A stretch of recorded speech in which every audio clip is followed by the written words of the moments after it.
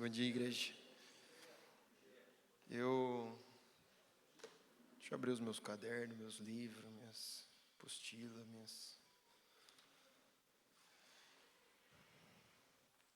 Bem, tem um texto que está no meu coração há alguns dias.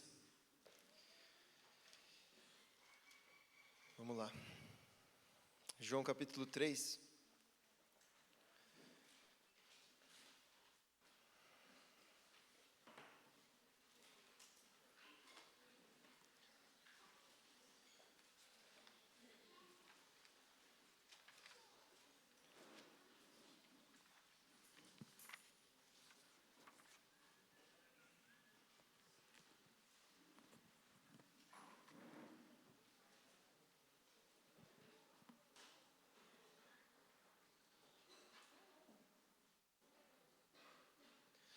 Eu quero falar hoje sobre a nossa gloriosa esperança em Cristo.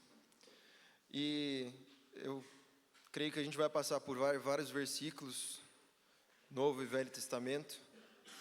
Qualquer coisa, se você estiver meio embaralhado, meio confuso, dá um grito aí, levanta aí, para me ajudar aí. Mas essa conversa de Jesus com Nicodemos, que é no capítulo 13, ela é narrada até metade do capítulo ali, né? Ela tem chamado minha atenção, assim, para algo que nós precisamos experimentar com Jesus. E vamos ler esse texto. Havia entre os fariseus um homem chamado Nicodemos, e ele era um governante dos judeus, um principal dos judeus, né?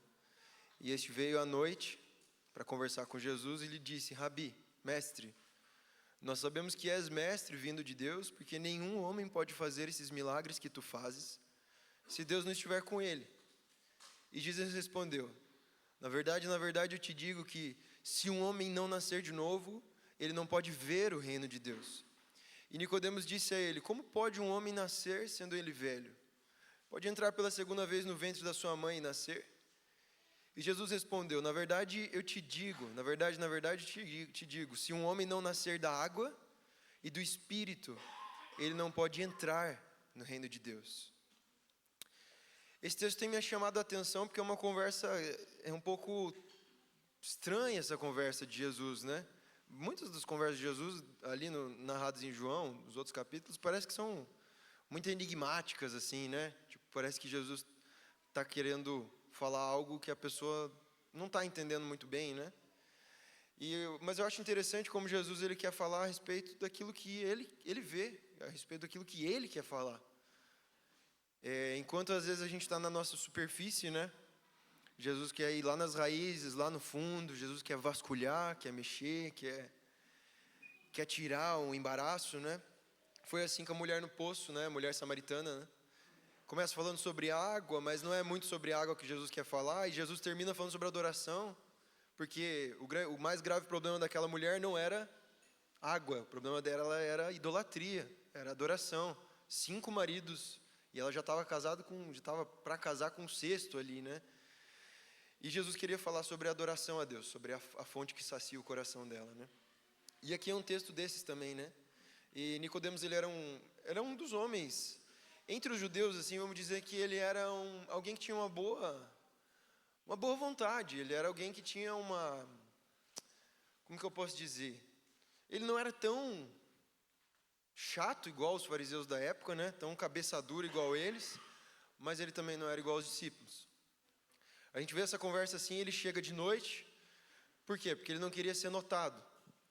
E talvez ele chegue de noite porque eu li um comentário de que talvez ele estava numa noite escura da própria alma dele, de não ser capaz de entender realmente quem Jesus era. Então seria uma linguagem um pouco falando a respeito do estado espiritual dele quando ele chega de noite, né? E ele vem para Jesus e fala assim: Jesus. E aqui eu quero que a gente perceba que tem vários erros de Nicodemos nessa expressão dele. Jesus, nós sabemos que você é o mestre vindo de Deus, porque nenhum homem pode fazer esses milagres que tu fazes se Deus não estiver com ele. O primeiro erro de Nicodemos é a presunção de Nicodemos chegar diante de Jesus e falar assim: Jesus, nós sabemos. Nós quem? E sabe o quê? Nós, os fariseus, a gente tem falado muito sobre você, a gente já sabe quem você é. A gente já está entendendo, a gente já Então, você é um mestre e você faz alguns milagres vindo de Deus e Deus está com você. Primeiro que para um cara chegar nessa pretensão, nessa prepotência diante de Jesus, o cara realmente não entendeu Jesus. Quando a gente entende a natureza gloriosa de Jesus, a gente se dobra, a gente não chega com várias afirmações e colocando Jesus contra a parede, né? E Jesus, nós sabemos, o sistema da época dizia a respeito de Jesus, que ele era alguém, as pessoas estavam vendo, capítulo 2 de João, Jesus começando fazendo vários milagres, né? Ele fez o milagre de transformar água em vinho.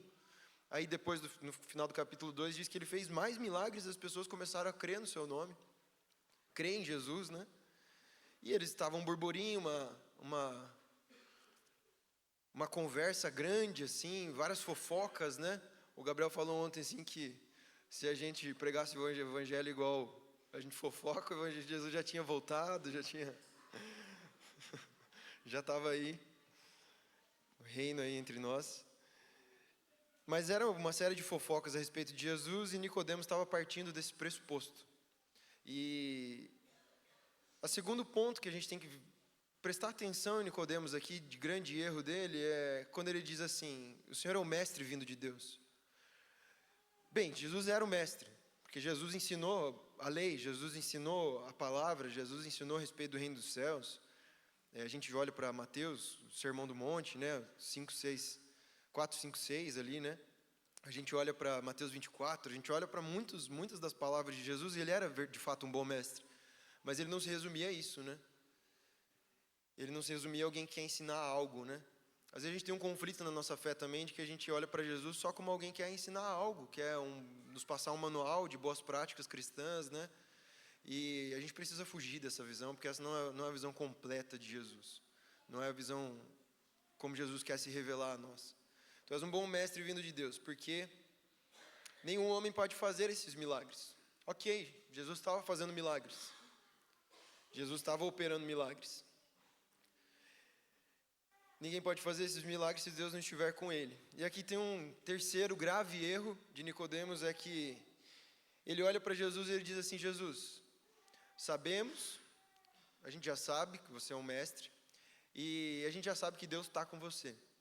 Mas Jesus não queria ser um bom mestre, Jesus não queria só assinar embaixo, sabe, da visão que as pessoas tinham sobre ele na época.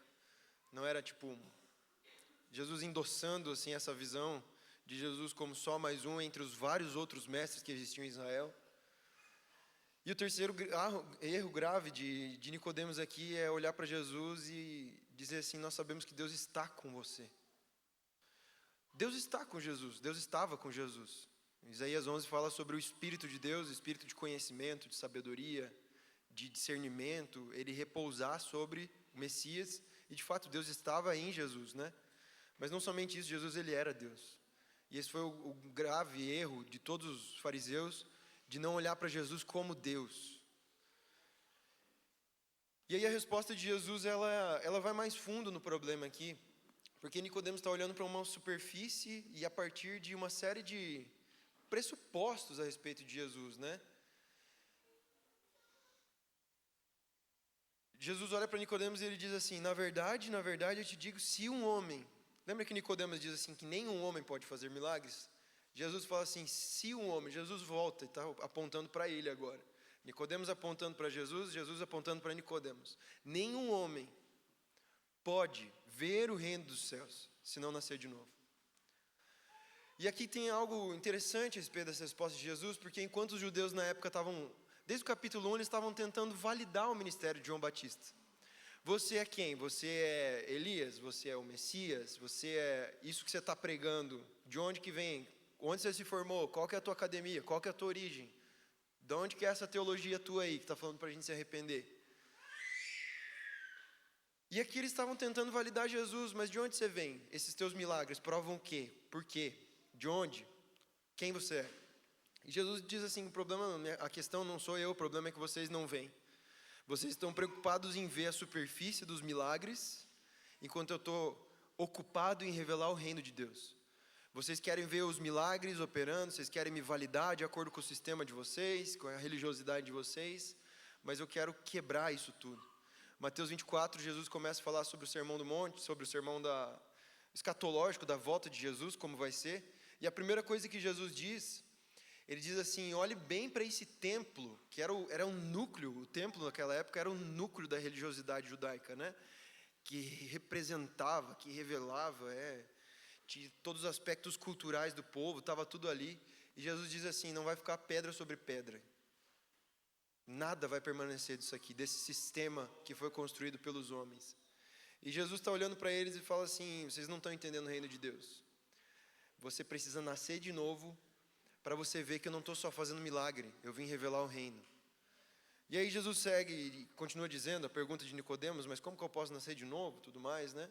E Jesus diz assim: na verdade você não pode entrar no reino se você não nascer da água e do Espírito. Num primeiro momento assim a gente pode achar que Jesus está falando exclusivamente sobre batismo nas águas aqui, né? Mas aquilo que Jesus estava querendo dizer aqui era apontando para Ezequiel, quando falava sobre... Existe um texto que a gente já leu várias vezes, acho que todos conhecem aqui, que é de Ezequiel 38, se eu não me engano, em que Ezequiel, ele ouve a voz de Deus, ele é chamado para entrar no rio, e entra os tornozelos dele, aí entra os joelhos dele, e a água já está aqui, aí entra um pouco mais, a água já está na cintura, no pescoço. O que significa esse texto, né? O que significa essa visão? 47, obrigado. Essa visão significa que o povo de Israel, que era tão cabeça dura, era tão idólatra, que negava tanto Deus, no momento Deus iria mergulhar eles em arrependimento. Mergulhar eles inteiramente em arrependimento, ao ponto deles perderem o controle, só serem levados pelas águas do rio. E Jesus está falando, uma das aplicações, eu creio que também fala sobre o batismo aqui nas águas, mas Jesus está falando sobre esse mergulhar em arrependimento. Porque sem arrependimento não tem como ver e não tem como entrar no reino de Deus. Não tem como participar, não tem como entender. Aquilo que Jesus está fazendo se torna só um algo a mais, um plus, só um milagre, quando Jesus quer revelar a natureza do reino dele, todo o reino dele para nós. E Mateus, Jesus, quando ele vai falar sobre o Sermão do Monte, a primeira coisa que ele diz assim é: bem-aventurados são os pobres de espírito, porque deles é o reino dos céus. Quem são os pobres de espírito? São aqueles que não encontram nenhum recurso em si mesmo. São aqueles que entenderam a sua falência, a sua miséria. Aqueles que, Samuel disse uma vez sobre a gente se encontrar num espelho e a gente ver realmente quem nós somos e toda a nossa miséria. E é necessário isso para ver o reino dos céus. É necessário ter um encontro com a nossa miséria, com a nossa falência. E era isso que Jesus estava propondo para Nicodemos. Nicodemos, assim, ele não foi um cara que chutou longe do gol, mas ele foi um cara que acertou na trave. João vai falar mais para frente aqui que muitos fariseus, muitos dos religiosos, eles creram em Jesus, mas por medo daquilo que falariam deles, eles não seguiram Jesus.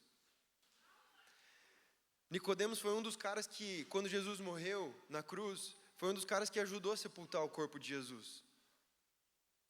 Nicodemos, de alguma forma, estava em torno de Jesus. E aqui existe uma boa intenção de Nicodemos de se achegar a Jesus, se aproximar dele.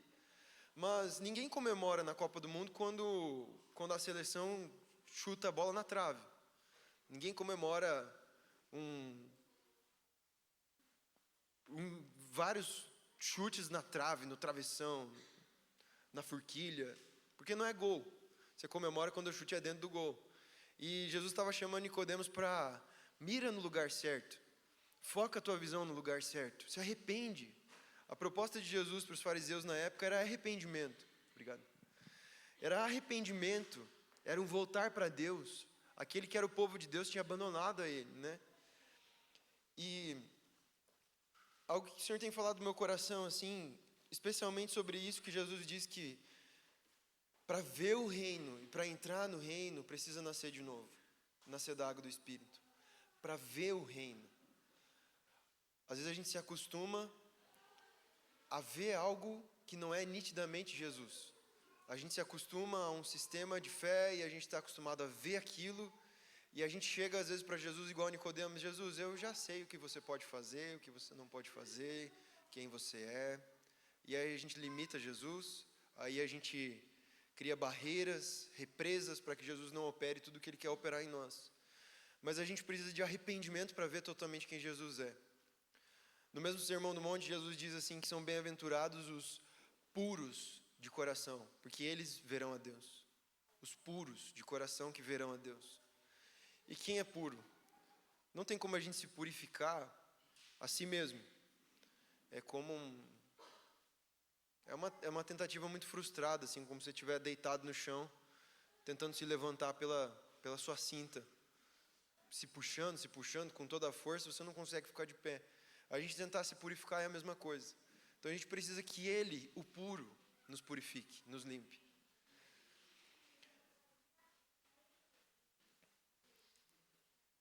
Tem algo assim que está no meu coração nesses dias, e eu tenho meditado a respeito do final dos tempos, e está muito ligado a respeito de ver Jesus como Ele é, que está descrito em Mateus 24, quando Jesus começa a falar sobre, Jesus mesmo começa a falar sobre o final dos tempos.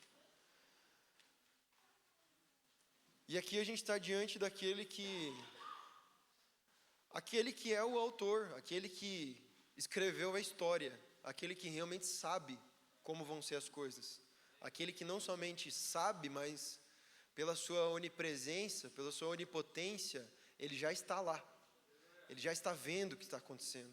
Ele narra a história do começo ao fim, porque ele é o autor e o consumador, certo? E Jesus começa dizendo assim, a primeira coisa, os discípulos perguntam para ele assim: Jesus, quando serão essas coisas e qual será o sinal? Quando que o Senhor vai voltar? E quais sinais a respeito da sua vinda, né? E tem algo assim que eu acho importante, irmãos, a respeito da volta de Jesus. É que às vezes a gente fica envolvido em falar: Jesus está voltando, Jesus está voltando, Jesus está voltando. E a gente fica repetindo isso, mas o que a gente faz com essa realidade, com essa verdade de Jesus está voltando? O que a gente...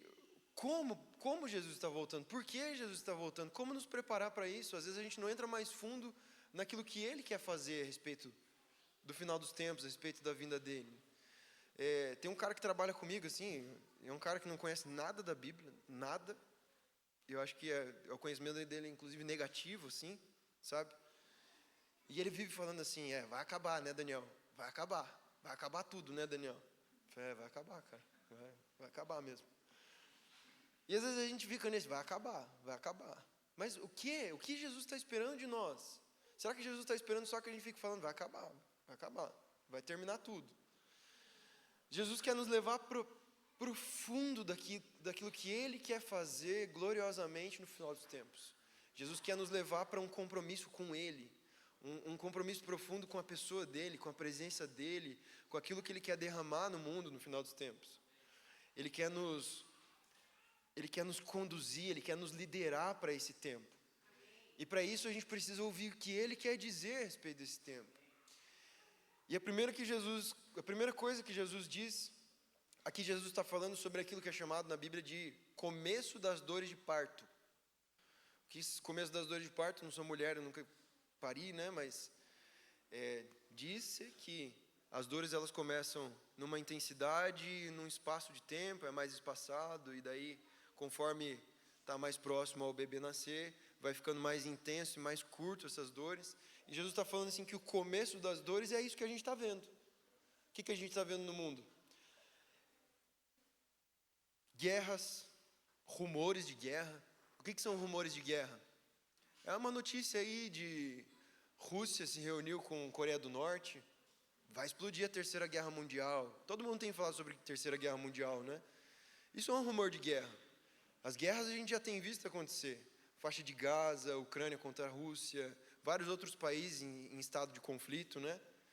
Nação contra nação, reino contra reino. Nação contra nação se aplica numa lógica de um povo contra um povo dentro do mesmo território, e um reino contra reino são nações contra as outras, são estado contra um outro estado. Fome, pestes, terremotos, muitos elementos que a gente já tem visto acontecendo no mundo, mas isso é o começo das dores de parto. Mas tem algo que, nesse cenário assim, Jesus fala também que nós seremos perseguidos, nós seremos entregues por pessoas que se dizem irmãos, nós seremos mortos, nós seremos odiados. Se levantarão falsos profetas e o amor de muitos se esfriará. O amor de quem? O amor da igreja. Tamanha atrocidade no mundo, a gente vai olhar, cadê Deus? Muitas pessoas vão olhar, cadê Deus? E o amor desaparece. Mas tem algo, logo no começo, que Jesus fala para os discípulos se prepararem. Ele diz assim, como se preparar para esses dias? Ele diz assim, fiquem atentos para que nenhum homem engane vocês. Fiquem atentos para que nenhum homem engane vocês. Jesus não fala para a gente estocar comida. Jesus não fala para a gente comprar fuzil, metralhadora, canhão, para se preparar dessa forma. Tem vários entendimentos filosóficos a respeito do uso de arma aí, né? Tem aplicações bíblicas, tudo mais, não quero entrar nesse tópico, mas Jesus está olhando para os discípulos, ele está falando assim, a maneira de vocês se preparar não é pegando em armas, vai vir guerra, não é vocês entrando em guerra com arma, vai vir pestes, não é vocês preparando, tem muitos milionários aí no mundo construindo bunkers subterrâneos para se esconder de um possível, um eventual fim do mundo.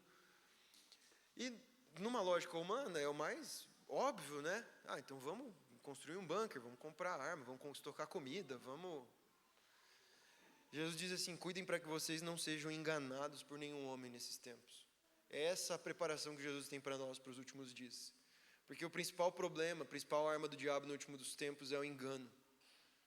É o engano. É fazer a gente não crer em Jesus como Ele é. Porque muitos virão em meu nome dizendo, eu sou o Cristo, e enganarão a muitos. É interessante que as pessoas não vão dizer assim, eu sou Jesus. Eu sou Jesus. Tipo, quando a gente para pensar nesse versículo, a primeira coisa que a gente pensa é no Henrique Cristo, né? Então, falsos Cristo vai vir o Henrique Cristo e muitos vão se juntar com as mulheres lá que ele contratou para ficar adorando ele noite e dia, né? Acho que nem ele não acredita nessa bobeira, nessa besteira que ele fala, né? Quem não viu o Henrique Cristo, acho que nem vale a pena perder tempo. É um cara que ele diz que ele é Jesus. E ele fala, inclusive, contra os falsos profetas. Fiquem atentos para que nenhum homem vos engane, porque virão falsos cristos. E enganarão a muitos. O que é um falso Cristo? O Cristo, ele não é um sobrenome de Jesus, ele é um título que significa um ungido. E o ungido é alguém que foi escolhido para trazer salvação, para trazer restauração. É alguém que foi escolhido numa posição de autoridade para governar, para trazer paz, para trazer ordem, para trazer abundância econômica, para trazer ordem para as nossas famílias, para a nossa nação. E eu tendo a dizer assim que eu creio que os próximos dias vão surgir muitos falsos cristos, falsos governantes, falsas esperanças de que um governante vai restaurar uma nação. Inclusive, no final dos tempos, fala-se sobre o anticristo, ele se levantar e ele vai trazer paz mundial. Para um cenário de guerra, de calamidade, de pestes, de doença, de falta de comida, é um cenário perfeito para surgir gente prometendo muita coisa, né? Prometendo salvações, né? Mas Jesus diz, cuidem para que ninguém engane vocês. E como que nós cuidamos para não ser enganados? Como que nós podemos cuidar mesmo para que a gente não caia nessas mentiras que virão nos próximos dias? Tem algo aqui que é importante a gente geralmente fala assim, não sou eu não vou cair nisso aí, não vou cair nesse engano. Não caio, nem a pau. Mas a gente precisa sondar o nosso coração, a gente tem que pôr o nosso coração diante da luz do Senhor, para entender qual é o nível de fé que eu realmente tenho em Jesus. Será que eu estou acertando na trave a respeito de quem Jesus é? Será que eu estou chutando longe do gol? Ou será que eu, por arrependimento, estou conhecendo Jesus? Será que eu estou passando por esse nascer de novo? Por esse arrependimento profundo, essa purificação? Para ver Deus. O fato é que Jesus, ele é inconfundível. Inconfundível quando nós estamos arrependidos e olhando para Ele de fato. Quando o nosso coração está mirando em tantas coisas, todas essas coisas podem ser salvação para nós. Quando nós estamos mirando num futuro próspero, quando nós estamos mirando em paz mundial, sabe, Lula ou Bolsonaro restaurando o Brasil, e essa é a nossa intenção, a nossa intensidade está voltada para isso, a gente já foi enganado. Fala-se, 1 João vai falar sobre esses falsos cristos, que eles negam a Cristo. Surgirão falsos cristos, e eles já têm surgido, é o que João fala, levando a negar Cristo. E o que é negar Cristo?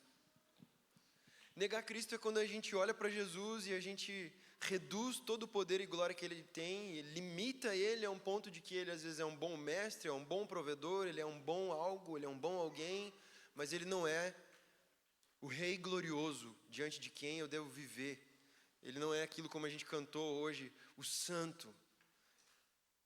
E negar Cristo é algo muito simples, é manter um padrão na minha vida de olhar para Jesus e Ele fica no canto dele, eu fico no meu canto e às vezes eu vou conversar um pouco com Ele. A gente precisa ter uma visão clara de quem Jesus é. A gente precisa ver Jesus, a gente precisa ver o reino dele. Assim nós não seremos enganados nos últimos dias, porque Jesus ele é inconfundível. A glória dele torna ele inconfundível, a beleza dele torna ele inconfundível. É o que Sulamita diz para o amado dela, diz assim: meu amado é o mais belo entre milhares de milhares.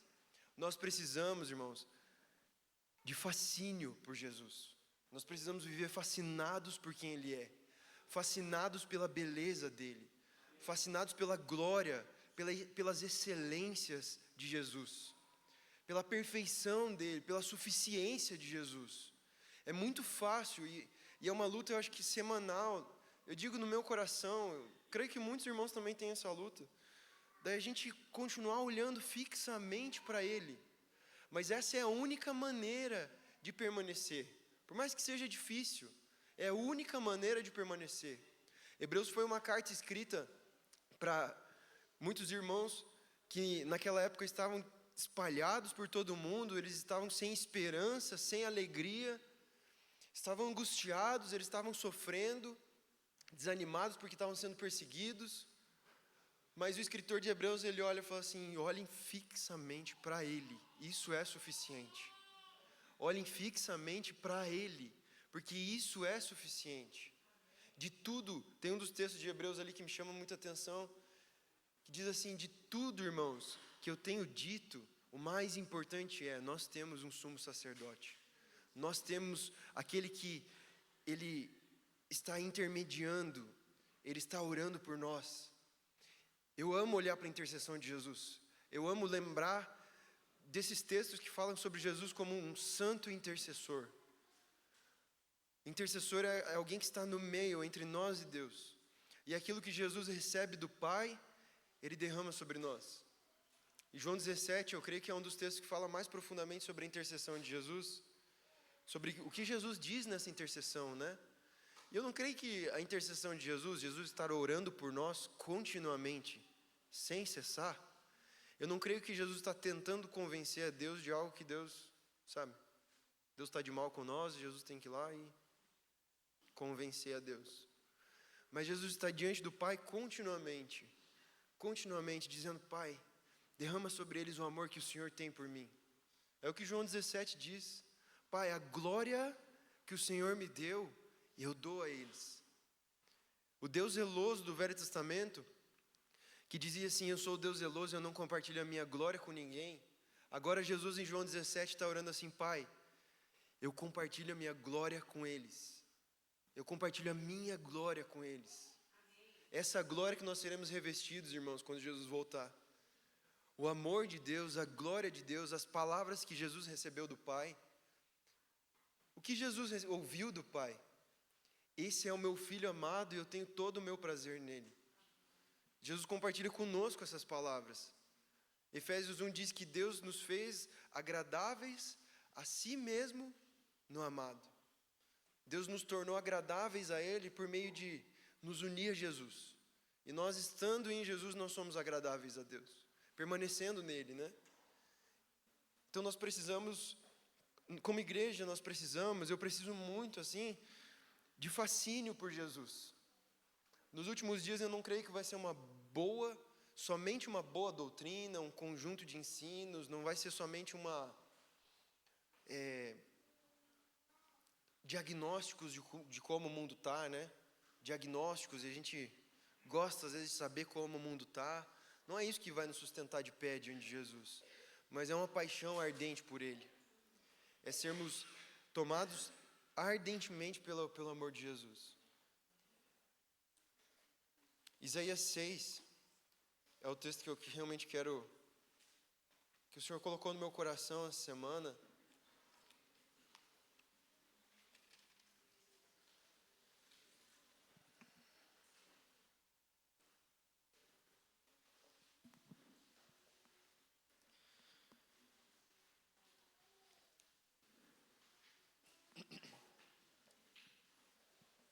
Narrando um pouco assim do que estava acontecendo em Israel, o povo estava bem complicado aqui por questões de idolatria, pecado.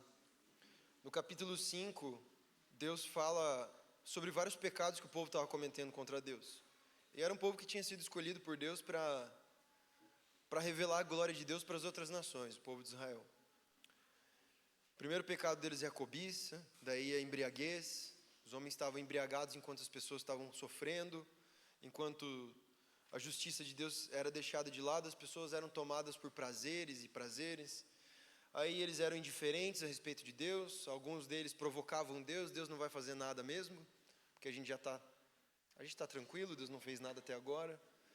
Versículo 20 fala sobre, alguns eram dissimulados, eles trocavam o mal pelo bem, falavam que aquilo que era mal era bom, aquilo que era bom era mal, traziam engano sobre o coração do povo. Orgulho era um dos pecados centrais no coração do povo e também injustiça. Havia muitos homens injustos nesse contexto, né? E era o contexto em que Isaías, como profeta de Deus, ele estava plantado no meio de Israel. E no capítulo 6 fala sobre uma visão, a visão que a gente já ouviu muitas vezes, sobre a visão que Isaías teve, Isaías 6. Fala sobre o momento que Isaías foi tomado por Deus. E eu quero ler esse texto e a gente vai meditar um pouco nisso. No ano em que o rei Uzias morreu, eu vi também o Senhor assentado sobre um trono alto e exaltado. E a orla de seu manto encheu o templo. Acima situavam-se os serafins. Cada um tinha 6 asas, com 2 cobriam sua face, com 2 cobriam seus pés, com 2 voavam. E eles clamavam uns aos outros, dizendo: Santo, Santo, Santo é o Senhor dos exércitos. Toda a terra está cheia da sua glória. E os umbrais da porta se moveram à voz do que clamava, e a casa se encheu de fumaça. Então eu disse: ai de mim, porque eu estou arruinado, porque eu sou um homem de lábios impuros, e habito no meio de um povo de lábios impuros, porque os meus olhos têm visto o Rei, o Senhor dos exércitos. No ano em que o rei Uzias morreu, foi quando Isaías passou a ter as visões mais profundas que eu creio que um homem já teve.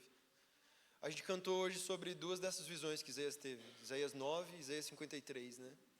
Mas a gente tem Isaías 11, a gente tem Isaías 52, a gente tem muitas dessas profecias aqui, que tamanha era a intimidade de Isaías com Deus, que ele via Jesus.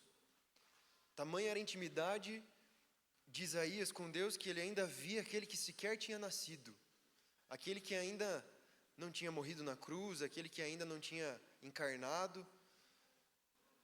Ele via Jesus e aquilo que Jesus faria.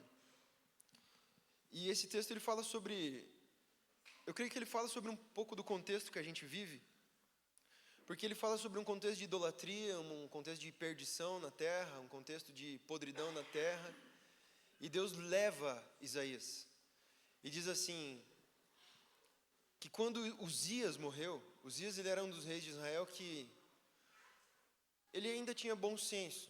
Muitos outros reis de Israel se perderam profundamente no pecado, na idolatria. Uzias ainda tinha bom senso.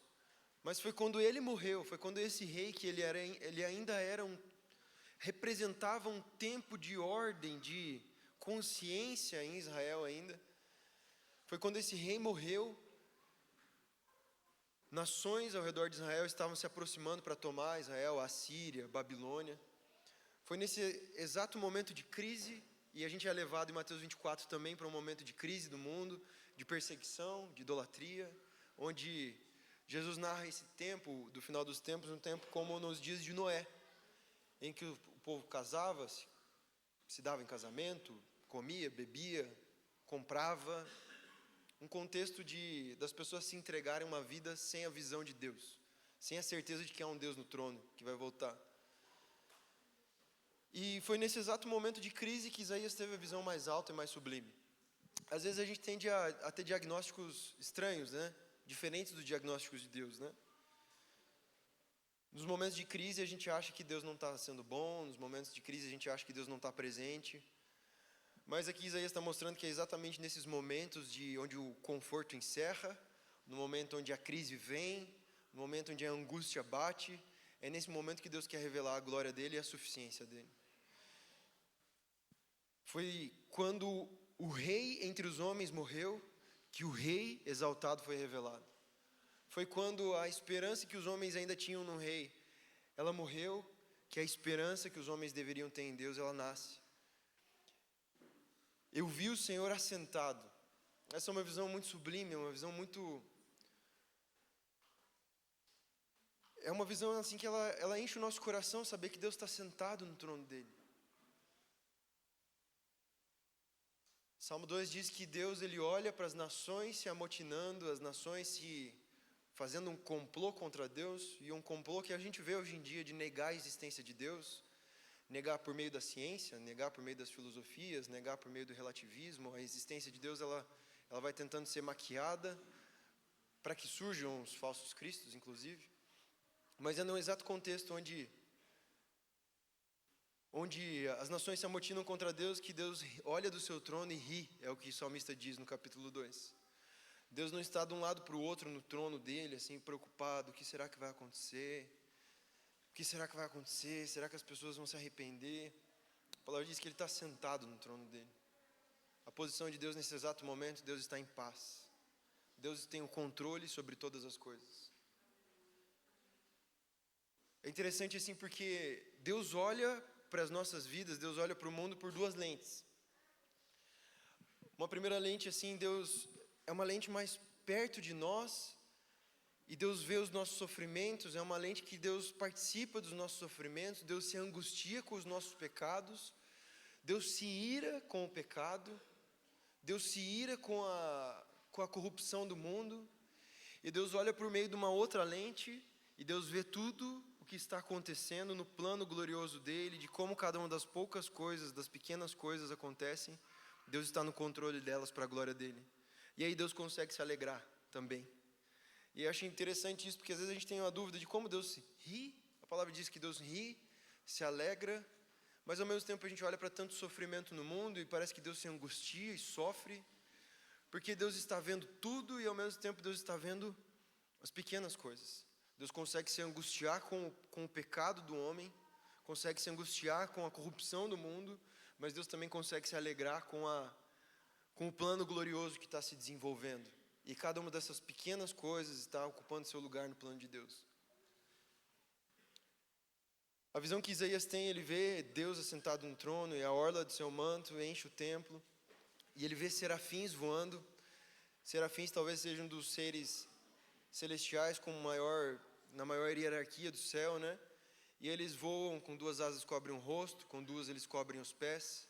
Isso demonstra que a glória daquele que está sentado no trono, ela é tão grande, ela é tão fascinante, que é necessário esconder o rosto diante dele. É necessário humildade diante dele, porque quem ele é muito fascinante, é muito glorioso. Olhar com olhos naturais não é suficiente. É uma dessas posturas que nós somos chamados a abraçar diante dele, diante do trono dele. Não no sentido assim, Jesus, nós não queremos te ver, mas Jesus, me permita encobrir o meu rosto, porque a tua glória ela é muito grande. Jesus, me esconde no Senhor, para que eu veja quem o Senhor é e a tua glória. Deus disse para Moisés que qualquer homem que visse a glória de Deus morreria. Deus, tamanha a tua glória que eu quero me achegar escondido diante do Senhor. Com outras duas eles cobriam seus pés, porque esses serafins eles estavam dedicados a percorrer a jornada que Deus propôs para eles. Porque eles estavam escondendo os pés, eles estavam guardando a jornada deles exclusivamente para Jesus. E nós somos chamados também para Jesus, para andar dessa forma. Para guardar todos os nossos dias para andar com Jesus. Como a gente cantou hoje também. Como é bom andar com Jesus, como é bom andar contigo, né? E esses serafins, eles clamavam um som, uma canção específica, eles diziam: Santo, Santo, Santo é o Senhor. Porque a revelação mais alta de Deus, a revelação mais profunda de Deus, é a respeito da santidade de Deus.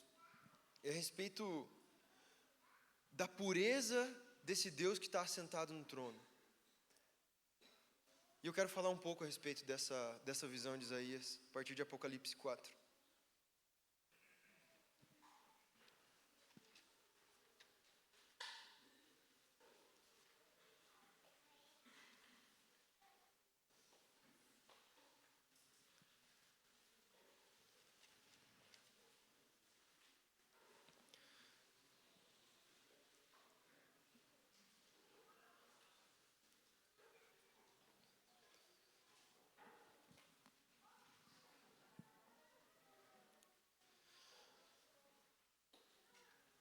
Depois disso eu olhei e uma porta estava aberta no céu.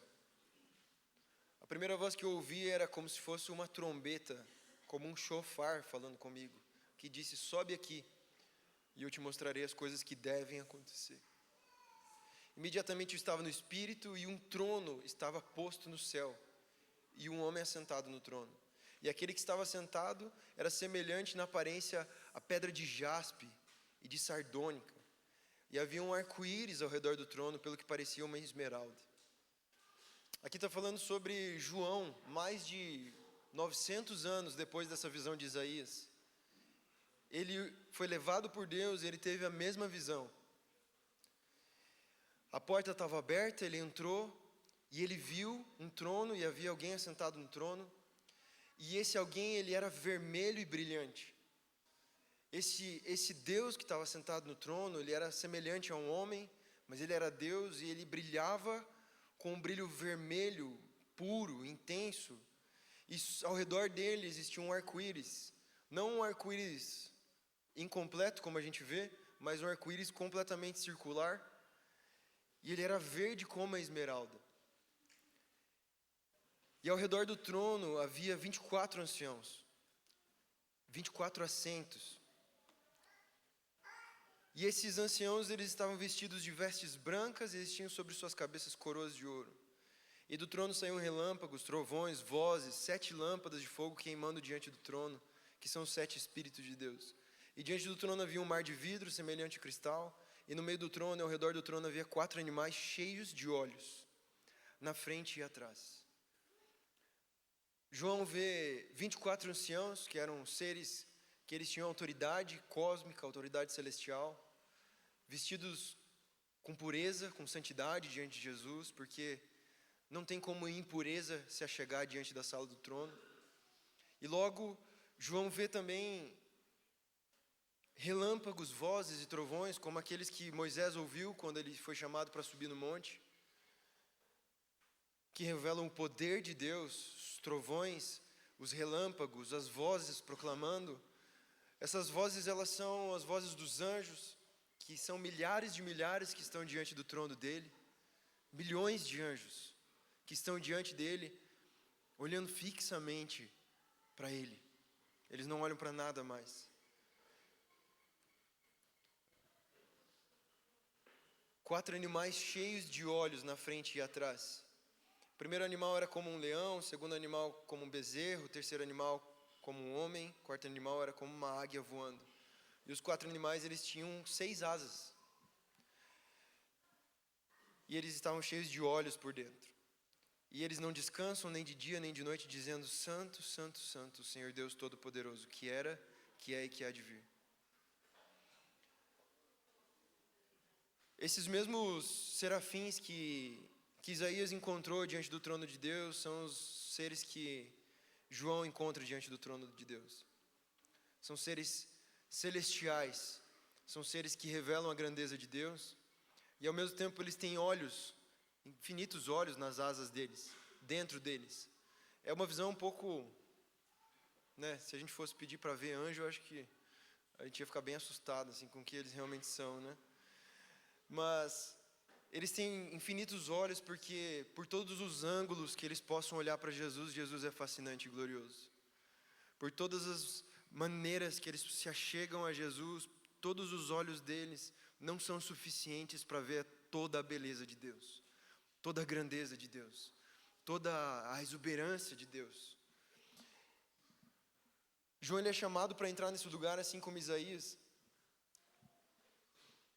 para perceber que, embora entre os homens, e João estava narrando o cenário do fim dos tempos, Isaías estava narrando um cenário de conflito, quase como o final dos tempos. Mas eles são chamados para serem elevados, para verem algo além do que eles veem no mundo natural, para ver algo além daquilo que eles estão acostumados a ver. De guerra, de conflito, de idolatria, de sofrimento, de angústia. Eles são levados para a sala do trono, onde eles podem ver aquele que se assenta e tem poder sobre todas as coisas. E eu creio, irmãos, que existe um chamado do Senhor hoje para que a gente possa se achegar diante do trono dele, a gente possa ver essa mesma beleza. Eu tenho orado nos últimos dias o Senhor para entender o que o Senhor quer revelar, o que o Senhor quer falar conosco, e a única coisa assim que parece que o Senhor quer mostrar é sobre isso. É sobre a beleza da glória dele. É sobre quão fascinante Jesus é. Aquilo que pode nos transformar eternamente é a visão de Jesus. Aquilo que pode nos renovar profundamente é ver a natureza do reino de Deus, do rei que se assenta no trono. Isaías 6, existe um conflito, e eu creio que esses encontros com Deus, eles são encontros, muitas vezes a gente espera que sejam bons, encontros tranquilos, leves, né? E a gente tem muitas vezes esses encontros bons. Mas Isaías teve um encontro difícil com Deus, porque quando ele viu toda a glória e toda a majestade de Deus, ele viu a base do templo se mexendo, tamanho era o clamor dos anjos, tamanho era a declaração, santo, santo, santo, e essa declaração, esse louvor dos anjos continua eternamente, porque de Isaías até Apocalipse se passam mais de 900 anos e a visão continua sendo a mesma. Isaías tem um encontro consigo mesmo nesse momento, e ele percebe assim, Deus, tamanha a tua santidade e tamanha a minha podridão, tamanha a minha imperfeição diante do Senhor, tamanha a minha miséria, tamanha a minha falência. Ai de mim, porque eu estou arruinado, eu sou um homem de lábios impuros. Quando Isaías olha para os anjos declarando com tanta pureza, santo, santo, santo, ele olha para aquilo que ele diz a respeito de Deus e fala assim, Deus, não é aquilo que eles estão dizendo, eu não estou te vendo como eles te veem, eu não estou vendo o reino como o Senhor quer que eu veja, porque sou um homem de lábios impuros e eu habito no meio de um povo de lábios impuros. Deus, aquilo que as pessoas dizem ao meu redor sobre o Senhor também é tão pequeno, é tão limitado, é tão frustrante. Os meus olhos têm visto o Rei, o Senhor dos Exércitos. E a resposta de Deus para Isaías é, Deus vai lá e purifica os lábios dele. Salmos 24 diz, quem pode subir no templo, no santo monte de Deus? Quem pode habitar nesse lugar? Aqueles que têm mãos limpas e um coração puro. Os puros de coração verão a Deus. Os puros de coração são aqueles que passaram diante do Senhor e se encontraram com a sua miséria, se encontraram com a realidade de que aquilo que eu falo sobre Jesus é pouco, é pequeno, eu estou acostumado com o que as pessoas dizem ao redor sobre Ele, o que as nações se amotinam e dizem contra Deus, e às vezes a gente perde a esperança de olhar para Ele e ser fascinado pela glória dEle. Mas eu creio sim que aquilo que o Senhor quer mostrar ao nosso coração hoje é essa beleza fascinante de Jesus. As excelências de Jesus.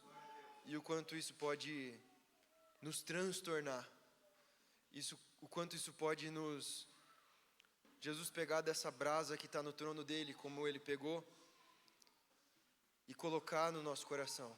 E fazer o nosso coração arder verdadeiramente por ele. Como ele queima.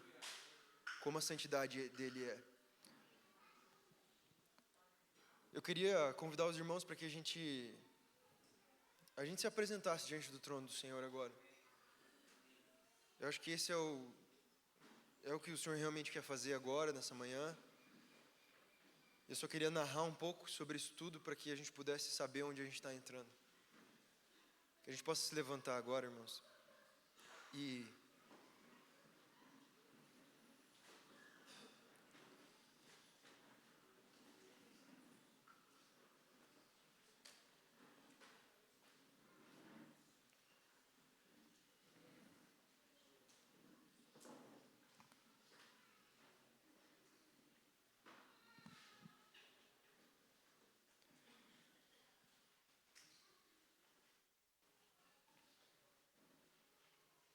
eu queria convidar os irmãos para que a gente pudesse se achegar solenemente a Jesus agora, sob a certeza de que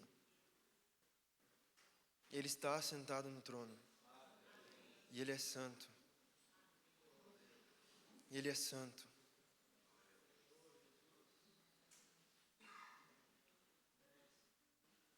Jesus, nós nos achegamos diante das Tuas dignas cortes, Jesus, diante do Seu santo templo. E nós queremos contemplar e nos fascinar com a Sua beleza, Jesus. Mas nós sabemos que há um problema aqui. Há um problema em nós. O nosso pecado impede a gente de Te ver como o Senhor realmente é, Jesus. Abre os nossos olhos. Espírito Santo de Deus, abre os nossos olhos.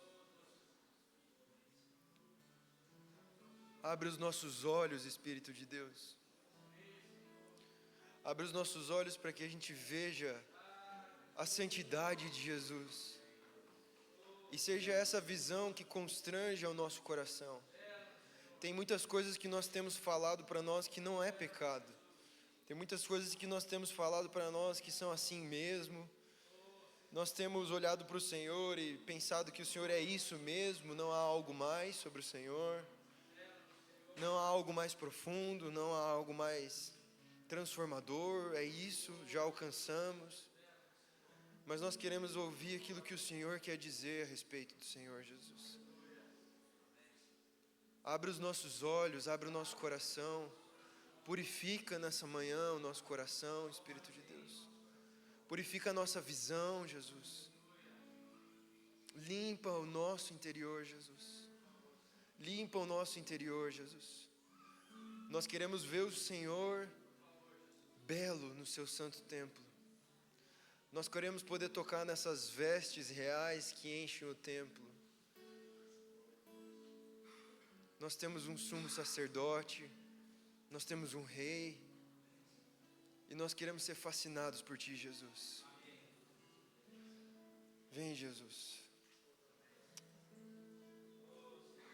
Eu quero te convidar a orar, Jesus, agora nas Tuas palavras e apresentar a humilhação diante dEle. Dizer assim: Jesus, eu não Te vejo como o Senhor realmente é, eu preciso ver. Nas Tuas palavras.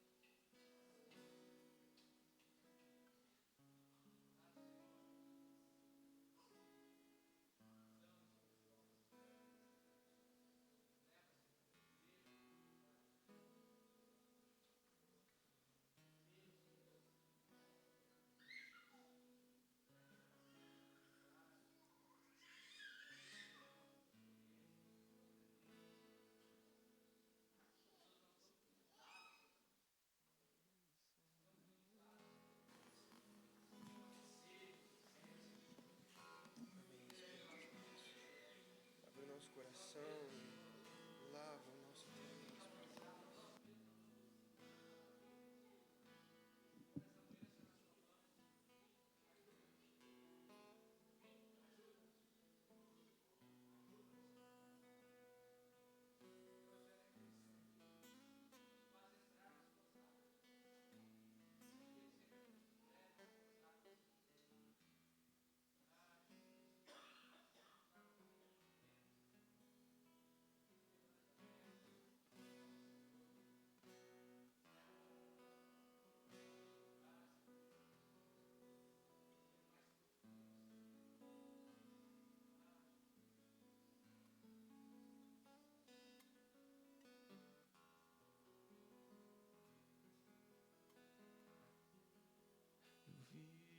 Senhor, sentado num alto e sublime trono,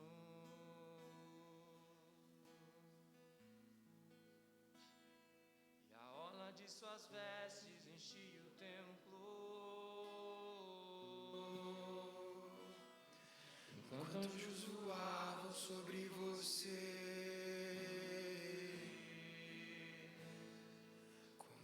asas cobriam seu rosto, com outras duas cobriam seus pés. Cantavam uma canção uns para os outros. Santo é você, santo é você. Com duas asas cobriam seu rosto, com outras duas cobriam seus pés. Cantavam uma canção uns para os outros. Santo é você, santo é você, Senhor, que toda a terra se encha com a tua glória, toda a casa se encha com a tua fumaça, e que os meus olhos sempre vejam o Rei da Glória, Senhor dos senhores e eterno Deus, Senhor dos senhores e eterno Deus. A terra se encha com a tua glória, casa se encha com a tua fumaça, que os meus olhos sempre vejam o Rei da Glória, Senhor dos senhores e eterno Deus.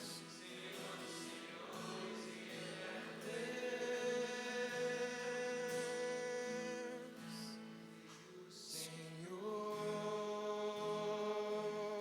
sentado num alto e sublime trono,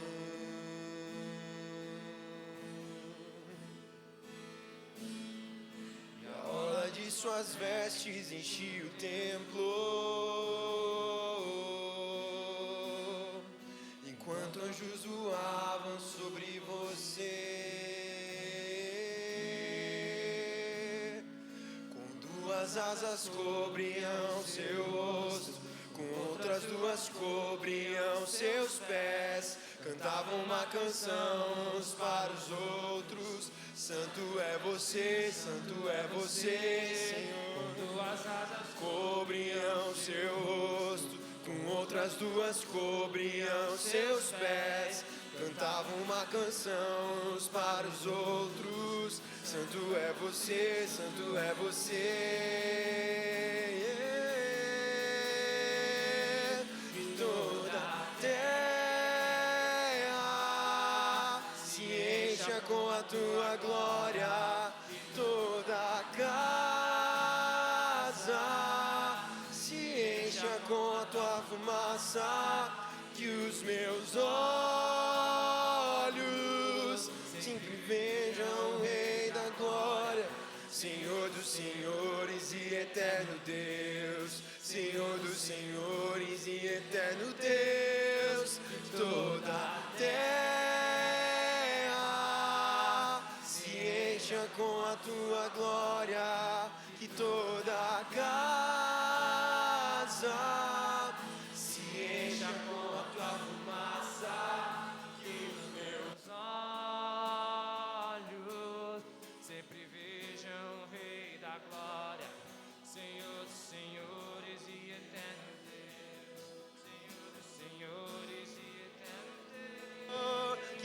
toda a terra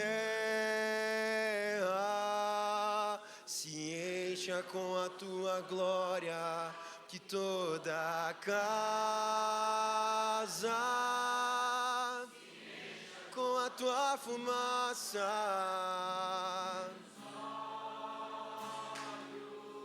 sempre vejam o Rei da glória, Senhor dos senhores e eterno Deus.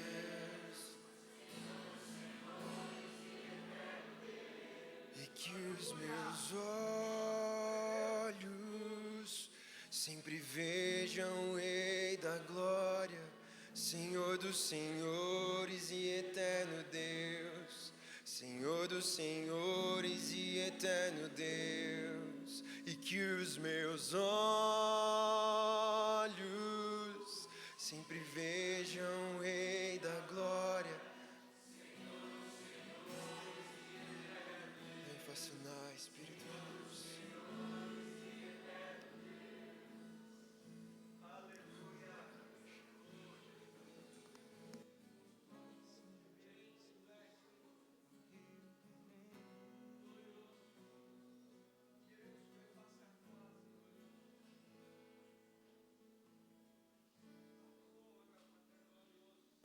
Amém. Podem sentar, irmãos, um minutinho. Nós queremos aproveitar esse momento tão precioso, que é o momento da família reunida aqui, que é a igreja, e chamar aqui o Mansur, a Cris, família do Mansur, família da Cris, para estar com a gente aqui. A gente quer orar por eles. A palavra de Deus diz que, em Efésios 4, Deus estabeleceu uns para apóstolos, outros para evangelistas, outros para pastores, outros para profetas, para mestres, com um objetivo, que é o aperfeiçoamento, o retroordenamento dos santos para a obra do ministério. Essa é a função nossa como presbíteros da congregação, eu, Marcos, Jefferson, Elvis, quero chamar eles aqui também. E dentro desse projeto e processo de retroordenamento, aperfeiçoamento dos santos, nós temos um chamado entre nós aqui, que é trabalhar os santos para o ministério, para a obra do serviço.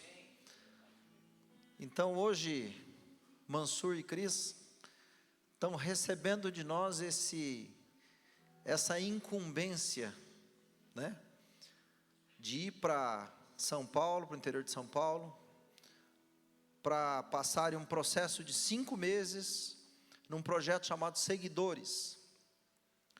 E nesse tempo eles vão ser capacitados, treinados, experimentados na palavra, no serviço, na obra do ministério, diante de um chamado que Deus fez ao coração deles. E nós, como igreja, como presbitério, estamos aqui fazendo o nosso serviço, que é retroordenar, ou seja, pôr em ordem a vida dos santos e ajudar nesse processo para que eles possam desenvolver o seu ministério, o seu chamado.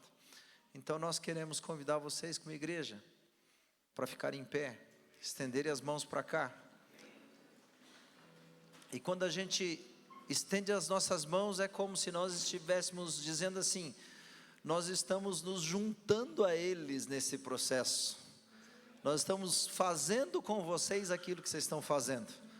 Por isso a importância da nossa imposição de mãos, de estender as mãos, é um ato profético dizendo assim: estamos indo juntos, amém? Amém. E assim nós queremos orar por eles. Pai, nós queremos orar pelo Mansur e pela Cris. Em primeiro lugar, nós queremos te louvar, Senhor Deus, pelo teu chamado ao coração deles, e também pela disposição de dizer: eis-me aqui, Senhor. Pela coragem, Senhor Deus, de largar o trabalho, largar a faculdade, deixar os amigos, deixar a família, ainda que seja por um tempo, para se dispor à obra do Senhor, para estar completamente disposto e disponível, Senhor, para aquilo que o Senhor quer fazer nas suas vidas. Nós, como irmãos, Pai, Louvamos o teu nome por ter movido o coração deles a dizer sim, mas ter movido o coração deles a se lançar nessa obra, Pai. E nós queremos abençoá-los nesse projeto, nesse processo, para esse tempo, capacitá-los, Senhor Deus, qualificá-los, Senhor, para a tua obra, Deus. Nós te bendizemos, Senhor, e abençoamos a vida deles. Pai, que o Senhor seja o consolo do coração deles, que o Senhor seja o conforto também do coração deles nesses dias, Pai amado. E que nesse tempo, Senhor Deus, eles possam ser encorajados para muito mais, para as coisas grandes e grandiosas que o Senhor quer fazer na vida deles. Aquelas coisas que os olhos não viram, que os ouvidos não ouviram, aquelas coisas que não chegou ao coração do homem, ou o coração do homem não consegue compreender, mas que o Senhor possa ir levando eles a cada passo para essa extraordinária experiência e aventura que é andar com o Senhor. Que o Senhor os abençoe, Deus, em nome de Jesus, em nome de Jesus, amém, amém.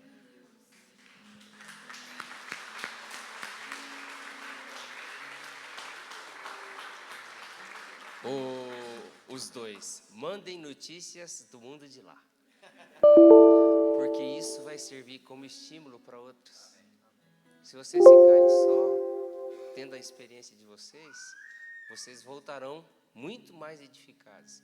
Mas se vocês compartilharem com outros, serão muito mais edificados. Tá bom? Nós estamos indo junto, mas nós queremos notícias do mundo de lá. Amém.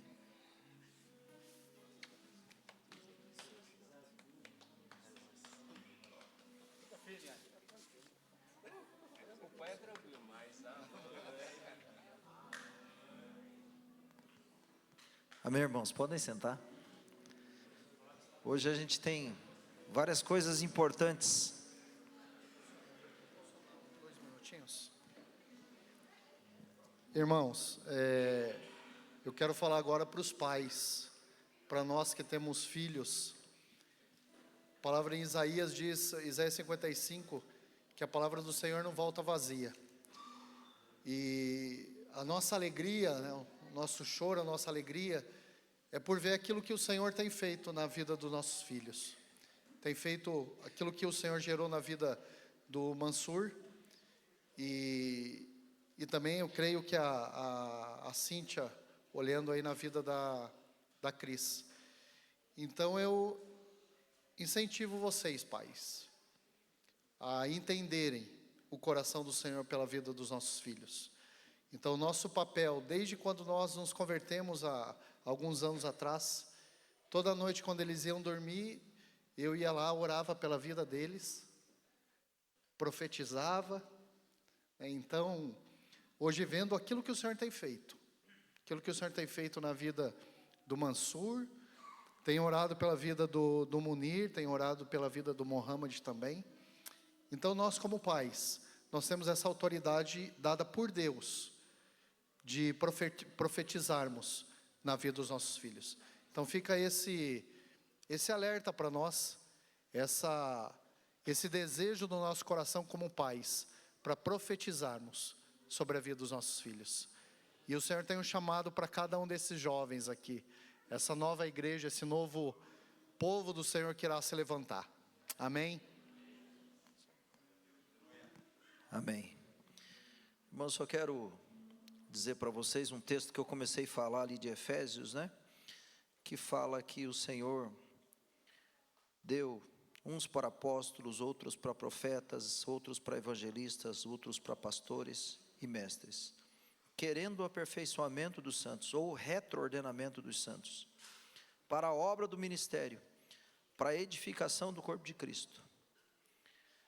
Quer dizer que Deus levantou homens no meio da congregação, e eu creio que vai levantar outros ainda mais cheios de Deus, mais qualificados, mais ungidos do Senhor do que nós ainda.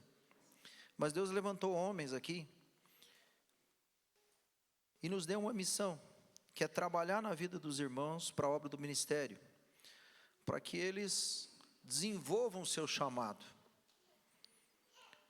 para que o corpo de Cristo seja edificado, para que cheguemos à unidade da fé, para que cheguemos ao conhecimento do Filho de Deus. E é muito interessante, porque eu estava meditando nesse texto da palavra, e pensei assim, muitos podem dizer assim, eu já cheguei ao conhecimento, eu já tenho bastante conhecimento, e quando a gente olha para a vida de alguns, a gente até percebe que já conhecem muito, né? Mas aí na sequência diz assim, até que cheguem à perfeita varonilidade, à medida da estatura completa de Cristo. E aí começa a gente ver que a régua vai sendo colocada cada vez mais alto, né? Alguns já chegaram a essa unidade da fé, outros já chegaram talvez ao conhecimento do Filho de Deus. Ainda que eu tenha dificuldade de achar que nós já chegamos de maneira completa a tudo isso, né? Mas tem um desafio aqui, que é chegar à perfeita varonilidade, chegar à estatura de Cristo. Esse é o nosso desafio, que nós vamos ter que caminhar mais e mais e mais e mais. Se você chegou no primeiro nível, trabalhe para chegar no segundo, chegou no segundo, nós temos um desafio que é chegar no terceiro. Para que, assim como Daniel disse, não sejamos meninos inconstantes levados em roda por todo vento de doutrina, e que não sejamos enganados por homens, que fraudulosamente com astúcia enganam, mas para que a gente possa seguir a verdade em amor e crescer em tudo, não só em algumas coisas, crescer em tudo, naquele que é o cabeça, Cristo. E vai falando agora desse corpo que é a igreja, esse corpo que é ligado e ajustado pelo auxílio de juntas e ligamentos, para que aconteça uma justa operação de cada parte, ou seja, cada parte tenha a sua função bem definida, e faça o aumento do corpo para a edificação do corpo em amor. Fala sobre estarmos ligados. Por que eu estou dizendo isso? Estou dizendo isso porque nesses dias eu fiz uma movimentação no meu grupo lá, caseiro, familiar, e comecei a fazer